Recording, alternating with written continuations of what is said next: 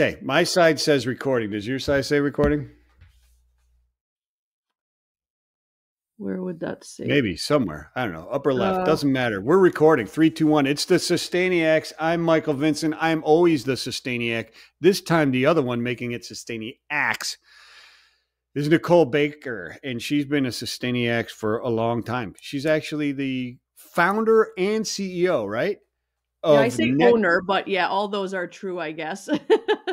Oh, wow. Okay. Founder, CEO, owner, responsible for everything good and bad, unfortunately, which there's no bad. There's never any bad. But the company is Net Your Problems. And I ran into you guys through, man, I don't know how we ran into each other. I got introduced to Sarah Bailey, your biz dev officer, right? Yep. Sarah's in California. Yeah. And then we got hooked up because, it was really interesting what you guys were doing, but you guys have been expanding stuff. So let's hear a little. What's the 30,000 square foot or 30,000 foot elevated? What's the elevator pitch on Net Your Problems that everybody should know? The elevator pitch is that we collect fishing gear from commercial fishermen when they're done using it and send it to recyclers instead of having the fishermen take it to the landfill. So the current sort of modes of disposal of the moment, I guess, would be taking it to the landfill, storing it in their front yard forever, or burning it. So there weren't really good options of what to do with fishing gear like trawl nets or gill nets or seines when you were done using it. And so we've introduced this recycling option, and we've got collection locations on the East Coast and the West Coast. And like you said, are just trying to grow to offer this recycling solution to fishermen in more ports around the U.S. Right on. That's cool. So when you say fishing gear, I think back to when I used to fish a lot, and we used to go up to Canada and stuff. And I had poles, and I had nylon, lead filled, actually, for trolling for lake trout and stuff like that. Our lines were nylon, lead filled nylon, which is crazy, but that's what we used to use. Yeah, and all that stuff. You're not taking all that other. You're not taking all that other stuff. You're talking about gill nets, fishing nets, the big, right? You're not talking about like monofilament line from my Zebco reel, right? Right. Yeah. The stuff that you described, I would associate with recreational fishing. So that's you're talking average, industrial, commercial, like the dudes, like Wicked Tuna type stuff. Well, Wicked Tuna is a little bit different. That perhaps wasn't the best example, but I think, it's commercial fishermen, and the 4 main gear types that they use are trawl nets, which is where you drag a net behind a boat and catch the fish. Then you have gill nets, which is a net that hangs vertically in the water and the fish swim into it and get stuck. Then you have a seine net, which is where you have 2 boats, a big boat and a smaller boat. The smaller boat takes the end of the net and sort of encircles the school of fish. And then they close the bottom so the fish get stuck in this little bag. Like Finding Nemo. We also do lines from pot fishing. So that's if you have a pot or a trap that sits on the floor of the ocean, you have all these lines that go up to the buoys on the surface so that the fishermen can retrieve them. So I guess if you were to pick a reality show, Deadliest Catch would be an okay one, because that follows the crab fishermen, and we've recycled some gear from that industry. Right. I saw that. I used to watch Deadliest Catch and all that kind of stuff all the time. Now I'm hooked on Wicked Tuna for some reason. Okay. Yep. We just talked about Wicked Tuna the other day because those guys fish out of Gloucester, Massachusetts. And we were like, we should venture up there and see what's going on in terms of commercial fishing up there. So that actually, we just talked about that yesterday, myself and Katie. You should go up there anyway. Gloucester's awesome. You go to Down East Oyster House and have some food and stuff like that. Gloucester's sweet. I'd like to go cruise on the Wicked Pissa. That's what, one of the things, I like the names of them, Wicked Pissa and Pinwheel and stuff like that are pretty cool. I like the host of characters that are on that show. It's great. What I call Sunday nap television. Yeah, you can fall asleep in the middle of it and you don't miss much. Yeah. I wake up and the leaderboard's totally different than I know that I've slept through one whole episode, right? Yeah, that's funny. Yeah. It's funny. I Fishermen in love it. general are a bunch of characters, and I love them. They're like painters, right? I mean, painters like have the highest level of alcoholism. I would think that fishermen, like when they're not on the boat, they're at the local bar in Gloucester, right, getting hammered and then trying to get onto the boat a little bit hungover. That's what it seems like it would be to me. Yeah, I can't speak for everybody, but there is a lot of social activity. Yes, I I would would think. say. Yeah. Yeah. I would think so too. Right after being stuck on that boat forever, up and down, and staring at a line, hoping it's going to, because you get like you get the 2 minutes of action on the show, right? But they're sitting out there for like 4 days waiting for a damn tuna to bite them. For that little bit of action that you see. Yeah. Yeah. I mean, yeah. I've never seen the show, so I can't comment on that. But I think depending on the gear type, some are more active than others. So when you're hauling pots, for example, that's very active. But when you're towing a net behind a boat, you're waiting for it to fill up. So you're not really doing much while the net is in the water. So I think it very much depends on the gear type that you're fishing with as to how much action they're just dragging a herring or some shit off the side of the boat on a single wire, waiting for waiting for something to bite it. Yeah. Yeah. So that takes some time patience. to sit around with. Yeah, it does. And the other thing about that real quick was the thing that confuses me about that is they're like, oh, there's a maca. Look at that fish. He's wicked huge. And they're like, but they're looking at their sonar that's going straight down. Right. But the bait's like a quarter mile behind him. Oh yeah. So it's not like directly lined up with what. Yeah. So what? So there's a fish a quarter mile away from your bait. What does that help you? How does that help you? Yeah. I don't know. Anyway. It's funny. So why fishing nets? There's all kinds of plastic and crap and pollution all over the place. Is it because of the ocean and you felt you could do this, or do you have an affinity for fishing, or what led you there, Nicole? I have a background working in the commercial fishing industry. So there is a job called a fisheries observer, which is a scientist that goes out on the commercial boats with the fishermen and go out to sea when they do and come back to land when they do. And we basically just collect data about what the fishermen are catching, where they're catching it, what size the fish are, what sex they are, how old they are. And all of that information gets reported to the federal government. And they use that to basically figure out what the level of fishing mortality or how much the fishermen can catch the next year, to make sure that we keep having fish in the ocean to eat. And so that was a job that I did in Alaska from 2010 until 2015. And that introduced me to the commercial fishing industry, to the fact that there was piles and piles of nets sitting all over the place in Dutch Harbor that had nowhere to go. The landfill wouldn't take them. People didn't know what to do with stuff when they were done using it. So it was just piling up. So that's sort of like my founder moment, I guess. Like a lot of people talk about this, moment where you realize the problem and then you started the business after it. So that was sort of my founder moment, I guess, which was when I realized that this was an issue and could potentially be solved. So that's what we are working on now. That's amazing. Yeah. So Dutch Harbor, wow. You could just tell stories of Dutch Harbor. I mean, is it kind of like Vegas? What happens in Dutch Harbor when you're not on the ship doesn't leave the Dutch Harbor? Is that kind of the rule there, or what? I don't know. People are pretty chatty. It's a small town. Things get found out. I wouldn't say it's as secretive as Vegas. Yeah. Everybody knows everybody in Dutch Harbor, I would imagine, right? Yeah. Yeah. So you were there for I've been going there for 13 years, and like I can rent a car. So it's not like anybody recognizes my car, but like the moment that I drive out of the airport, like somebody's waving at me. So that's just, I think I like that. It's a nice feeling of community, and I'm very comfortable there. I'm comfortable with all the people there. They know me. So I think we're doing okay there.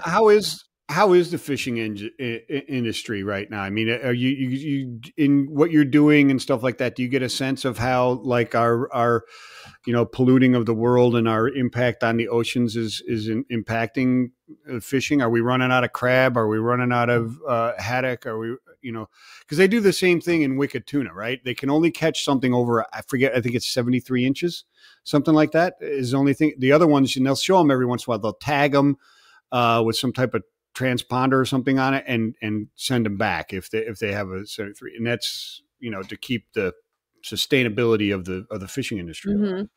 Yeah. Yeah. I think it's very hard to generalize about the state of commercial fisheries. I mean, some of them are not doing well. You mentioned the crab. That fishery has been closed for the past 2 years because they do surveys to see how many crab there are. And if there's not enough crab, they don't let the fishermen go fishing. So that is very unusual. That is like the first time that has happened in, I think, 25 years or something like that. Wow. But then you have like Bristol Bay sockeye salmon, for example, which they just caught the most return to the rivers like ever in recorded history last year. So I think you have like, and I'm most familiar obviously with fisheries on the West Coast. I live in Seattle and I do a lot of work in Alaska, but I think you just have examples where things are going really great. And then you have examples where things are not going really great. And a lot of times we don't understand yet, like why that is happening. So I think people expect scientists to just like know the answers all the time, but science is actually a process of discovery and rediscovery. And like we thought that was the reason, but now actually we think it's this reason. That doesn't mean that science doesn't work. That just means we're evolving our understanding of the world. So yeah, I think it's very hard to generalize, but there are examples of both where things are going great and where things are not going great. And I think in the United States, we have a pretty good fisheries management system. So when things aren't going great, we take the appropriate measures to try to fix it. Yeah. Did you ever wish you were on like the Steve Irwin and shooting water cannons and sound cannons at whalers? No, I don't think that is a particularly useful way to enact change. I think it'd be fun to be heaving water balloons at them and stuff, but I don't know. I think there's I call these like the activists or like eco extremists, and these people exist in the plastics world also. Oh yeah, yes they do.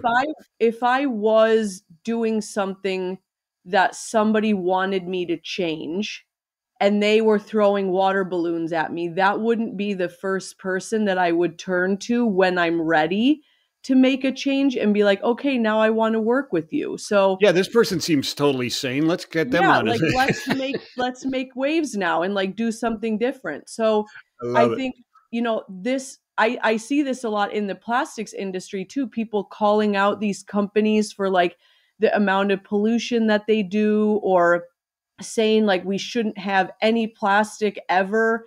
And I'm just like, that's just very unrealistic. And also, I think detrimental. Like, if I'm talking all this bad shit about Pepsi and Pepsi decides one day, like, oh, maybe actually we do want to like do something about this, they're not going to come to me after I've just been like trashing them in the press the whole time. So that is not the strategy that we employ at all. We work with people that want to work with us. We celebrate the people that are working with us and the changes that we're making, but I'm not to go talk shit about anybody who decides for whatever reason that they don't want to work with us, because everybody has business considerations that they need to include in their decision making that maybe I do or don't understand yet. Yeah. Yeah. If you were standing on the docks throwing fake fish guts on the fishermen until they said, you know what, hey, let's get with Nicole and start doing something about this nets. That's not a good strategy. That's not a good strategy.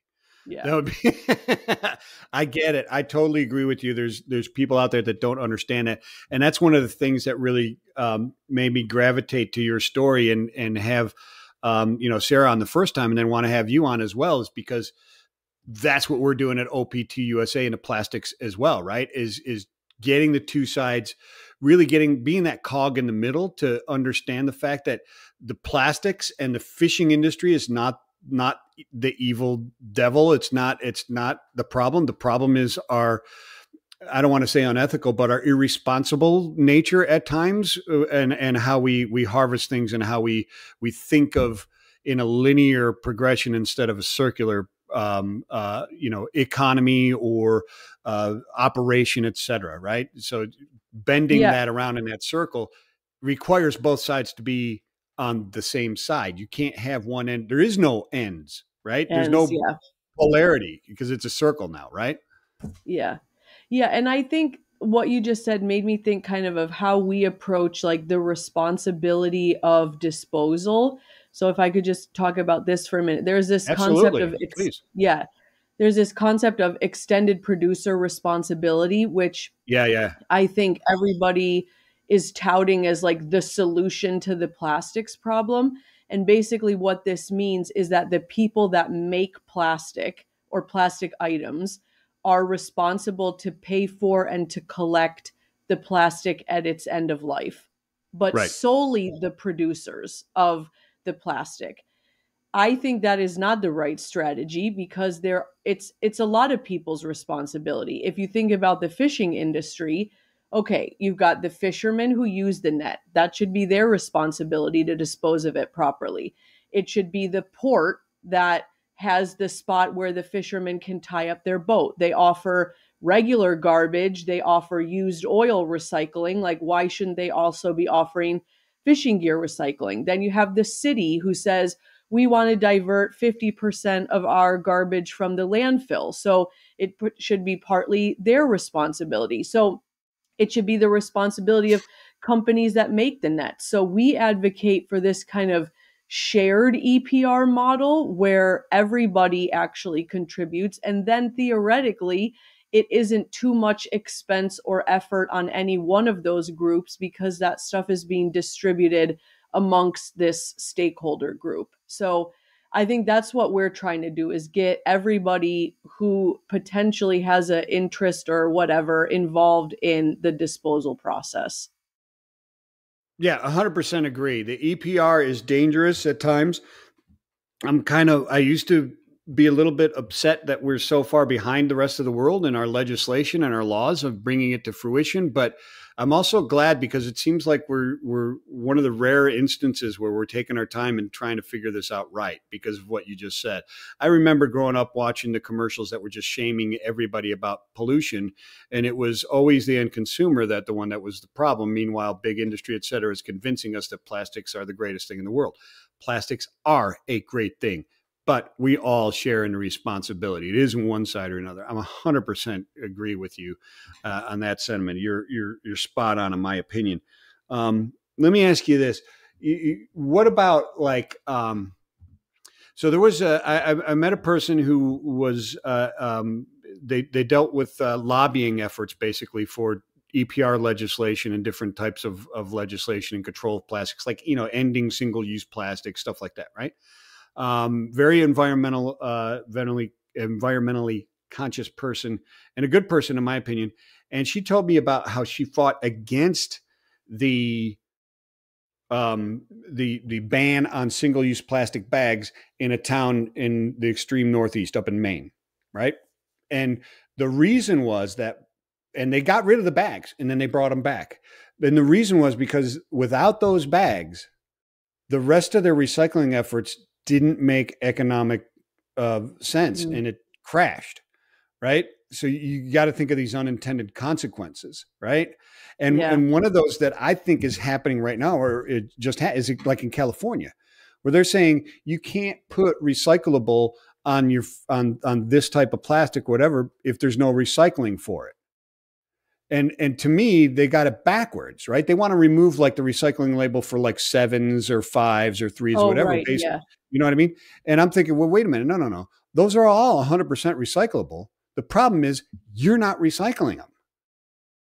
I mean, they are recyclable. I think that, the problem is there isn't the collection infrastructure or the market for it potentially. Right. Yeah. No, it's interesting. I mean, going back to the plastic bags too, I'm torn a lot with the plastic bag issue also. I watched this TED Talk by, I think it was Kim Rager, a professor in the Netherlands. And basically she goes through like why plastic bags are actually better than like canvas reusable bags. Mm.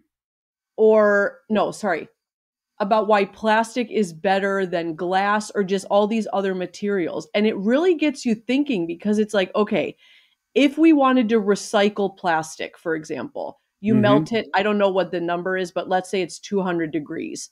If you want to recycle glass, you have to melt it at like 1,000 degrees. So just looking at the amount of energy that it takes to recycle plastic versus glass, it's a lot more to recycle glass. Then glass is heavier, so it takes more carbon emissions to transport it anywhere. And it breaks, so then you have like product loss and all of this. And so I think when you're we don't have unlimited amounts of sand and silica either. Yeah. By the way. Yeah, everything is like a natural resource. But I just think it's like what you were saying, like these unintended consequences, or just thinking about things holistically, because there is going to be a consequence over here if you go that way, a consequence over here if you go that way. So you really have to understand like the whole shebang before you can make any kind of decisions. And a lot of people will say, like, we've sent nets from Alaska to Denmark, and a lot of people will to be recycled.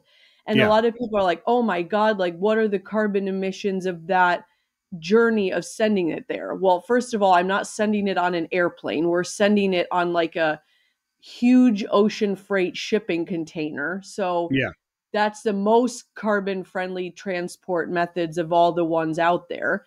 But then it's like, well, if you look at what is the carbon emissions associated with extracting, refining, and producing, oil as a petroleum product versus that, so that we have plastic to use in manufacturing, you have to like compare these things. And it's very difficult to understand sort of the total environmental impact of things, but I think everything is not as it seems.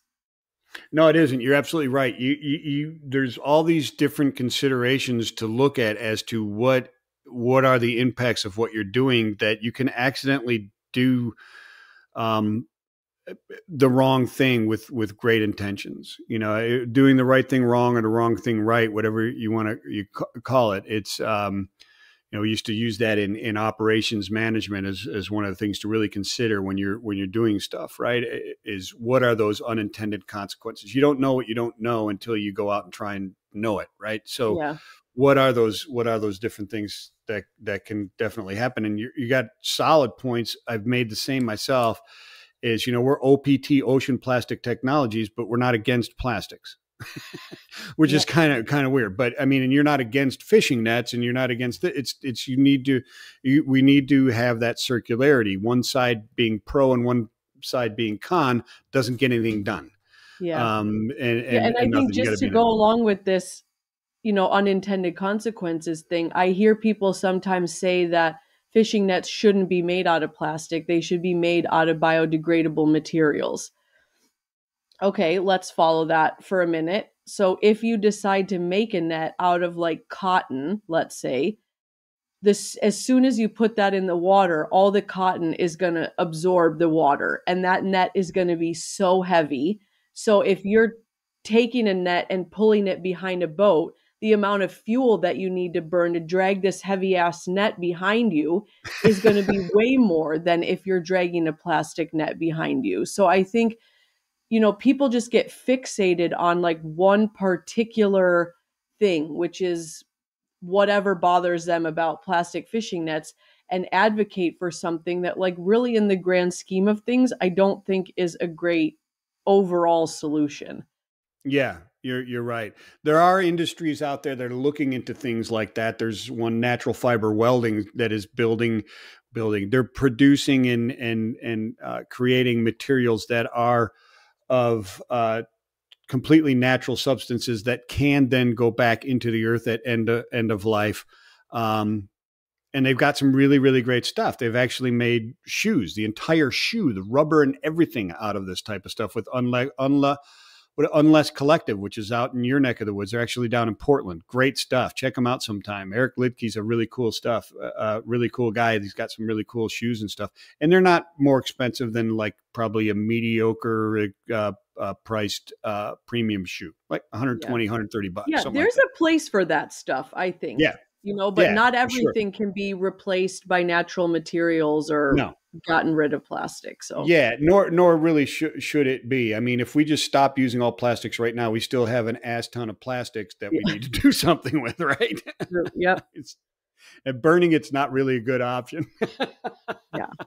Yeah. So what have you guys been doing? You guys, let's talk a little bit more about Net Your Problems and what you guys are actually doing out there. So how do you fit in there?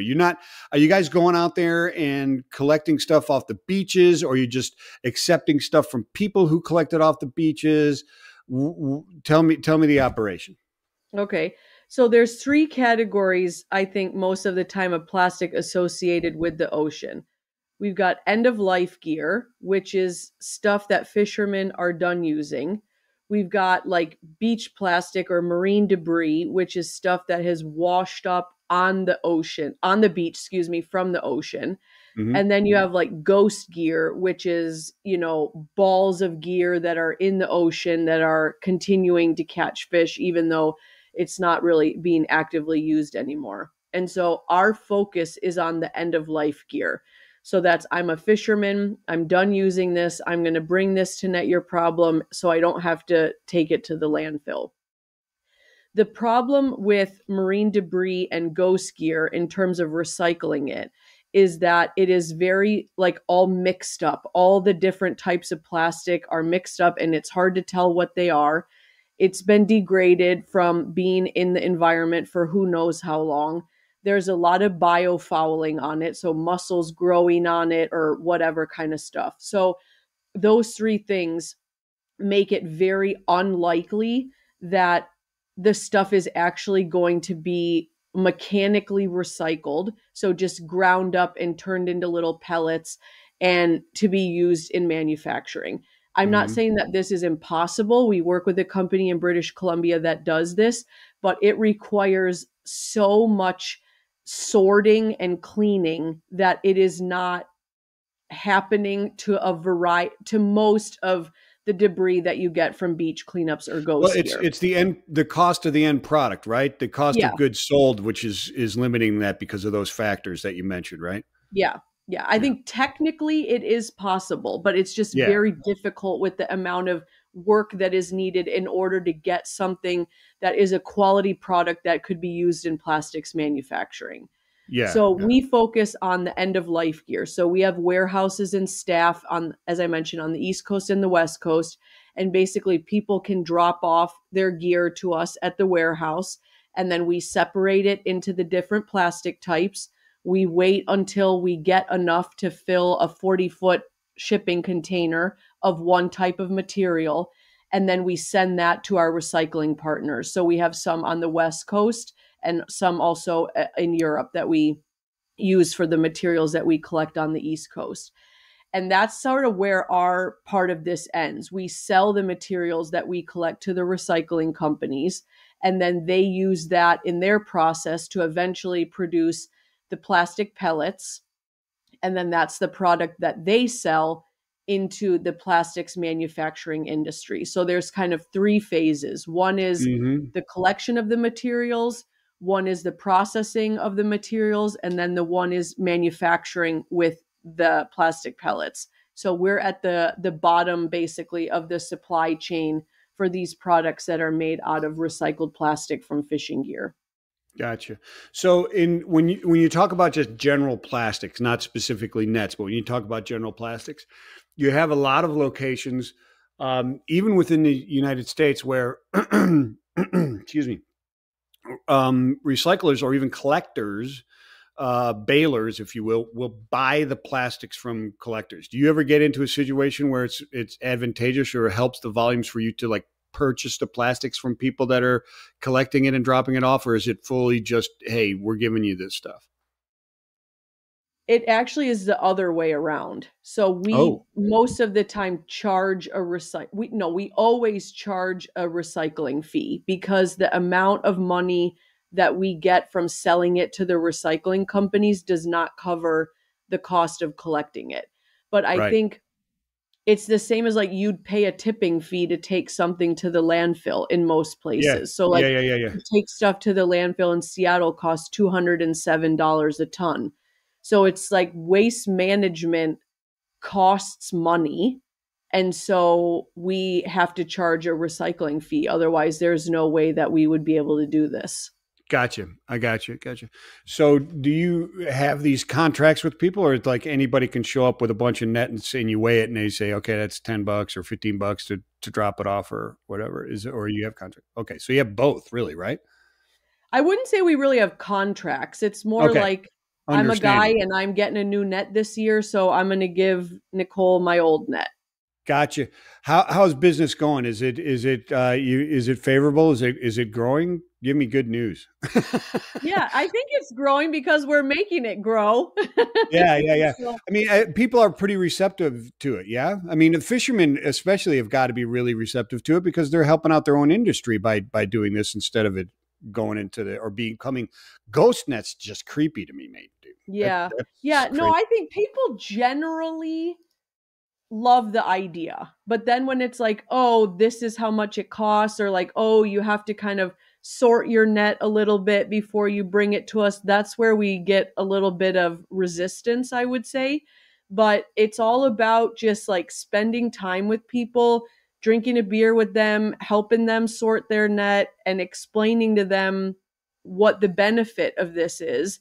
And then we basically get them drinking the Kool-Aid. That's what we say. We show them like what happens to the nets once they get recycled. We have this knife actually that is made by a company called Waterhaul in the UK. It's made out of recycled gill nets.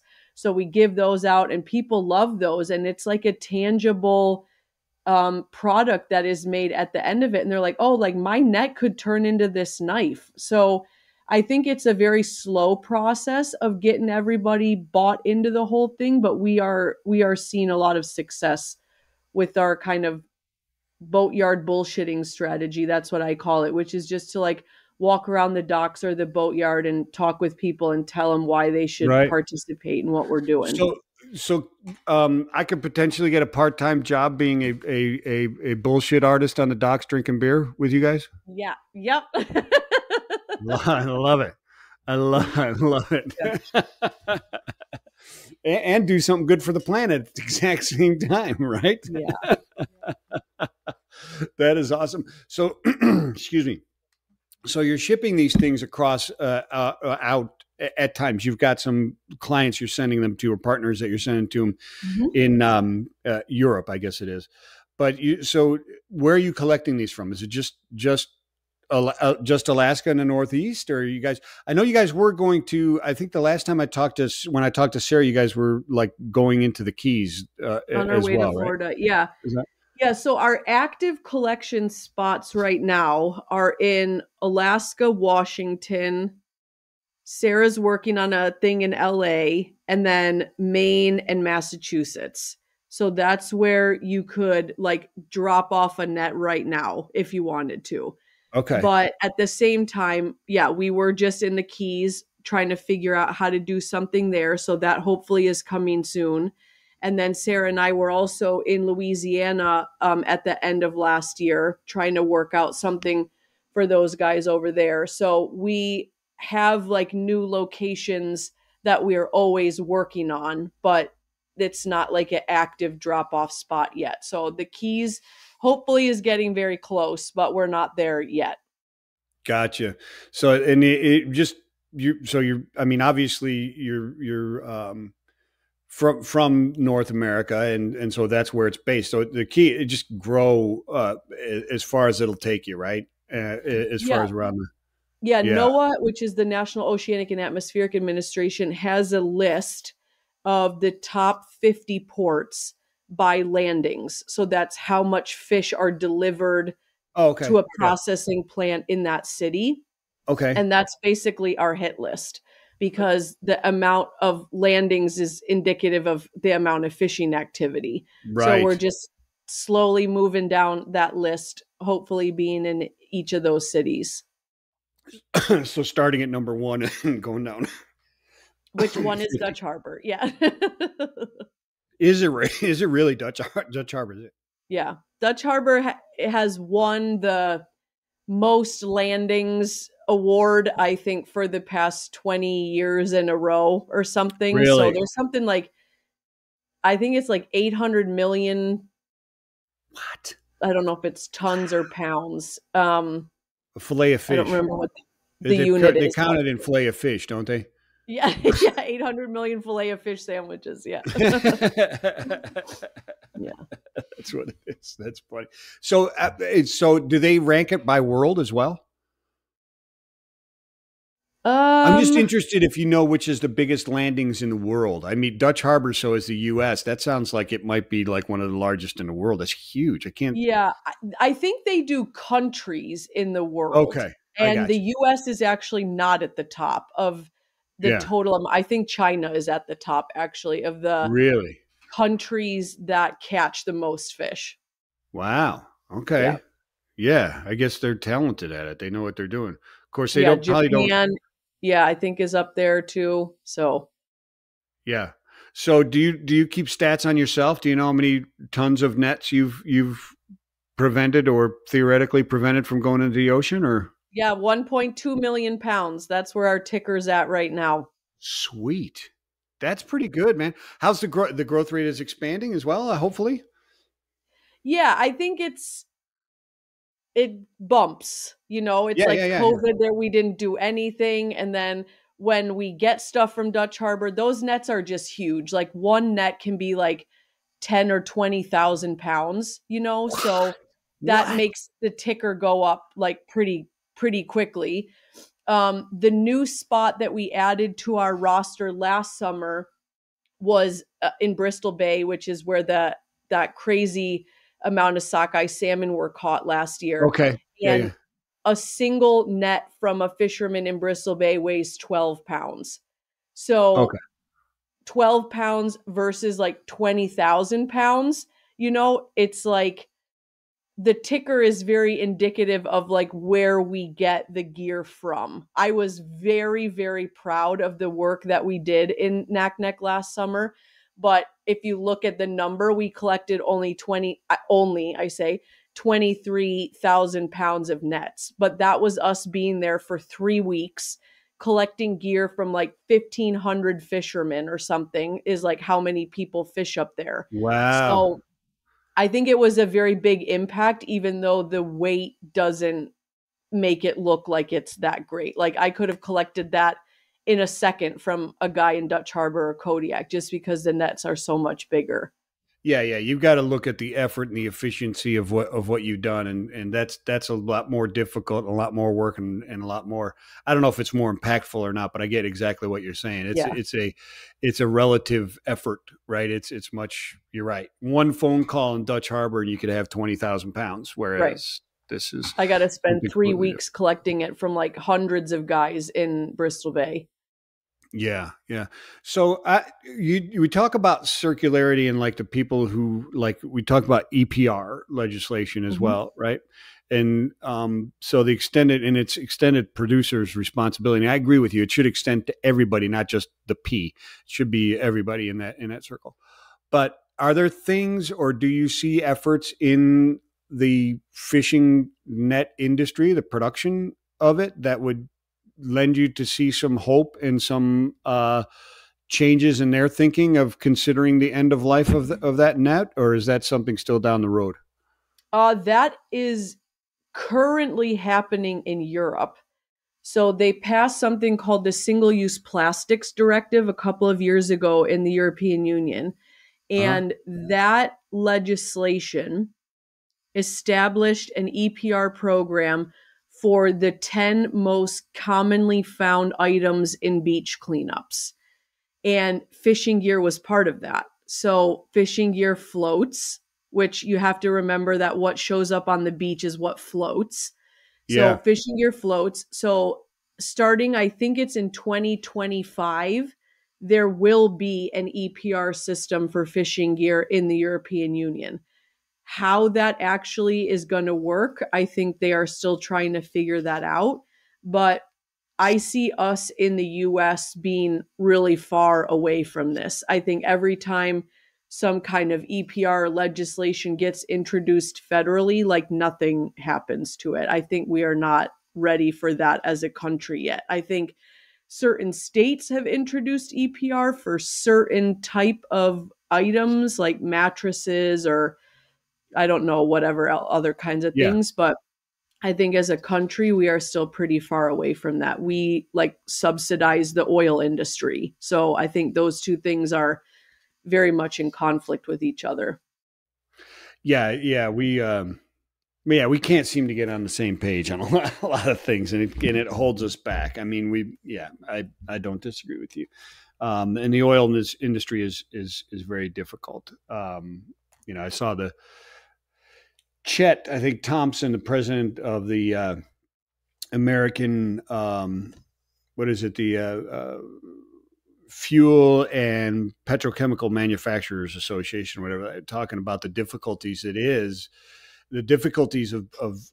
really, producing the fuel that runs our economy, and much of the products or the raw materials for the products that runs our economy, and trying to become more sustainable and good stewards of the planet is an incredibly challenging job. And I mean, you can't just say oil's bad, kill it, because we'd be screwed right now, right? Just like plastics and everything else, or whatever it happens to be.